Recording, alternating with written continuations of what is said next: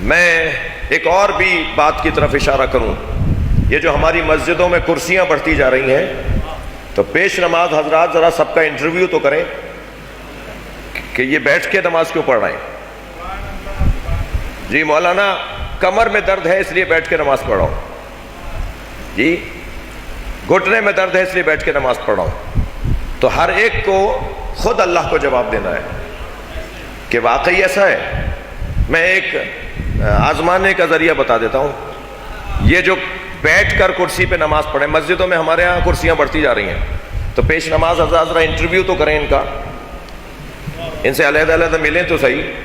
اچھا جو بیچارہ پہلے ہی 95 سال کا ہے اس سے کیا انٹرویو ہونا ہے، لیکن جو ماشاءاللہ 40 سال کا نظر آ رہا ہے، 50 سال کا نظر آ رہا ہے، وہ بھی اگر بیٹھ کے نماز پڑھ رہا ہے تو بات تو ہو کہ بھائی آپ کو کیا مشکل ہے، نماز تو ضائع نہیں کر رہے ہو اپنی.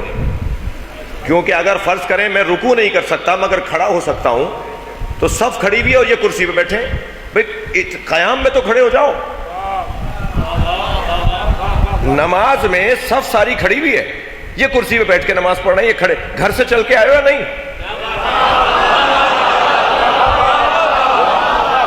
تم مسجد میں آ کے کرسی پہ بیٹھ گئے تو تم جو کھڑے نہیں ہو رہے تمہاری نماز باطل ہے.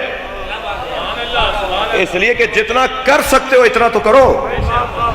اور ایسے لوگوں کے لیے ایک جملہ کہہ دیتا ہوں، ذرا دیکھ لیجئے گا ان کی جیب سے 1000 روپے کا نوٹ گرے تو کیسے جھک کے اٹھاتے ہیں. خود آزمائیں اپنے آپ کو.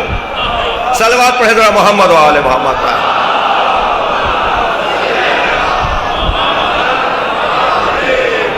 مجھے معاف کیجئے گا، میں یہ بہت اچھی بات نہیں ہو رہی. مولا سجاد فرماتے ہیں ہم اہل بیت کے لیے وہ دن بڑی مصیبت کا دن ہوتا ہے جس دن ہم کھڑے ہو کے نماز نہ پڑھیں. اور پھر فرمایا کہ میری دادی نے 3 دن تک بیٹھ کے نماز پڑھی، میرے دادا علی نے 3 دن تک بیٹھ کے نماز پڑھی، میری پھوپھی زینب نے جب بیٹھ کے نماز پڑھی تو میں نے ان سے پوچھا کہ پھوپھی اماں آپ تو عالمہ غیر معلمہ ہیں. تو فرمایا کہ کھانا اتنا کم ہے کہ میں اپنے حصے کا کھانا بھی بچوں میں کھلا دیتی ہوں، میں بغیر کھائے کتنے دن کھڑی رہوں. جی یہ کیفیت ہے. نہیں عزیزوں، میں نماز گزاروں سے گزارش کر رہا ہوں اپنے آپ کو دھوکہ نہیں دو.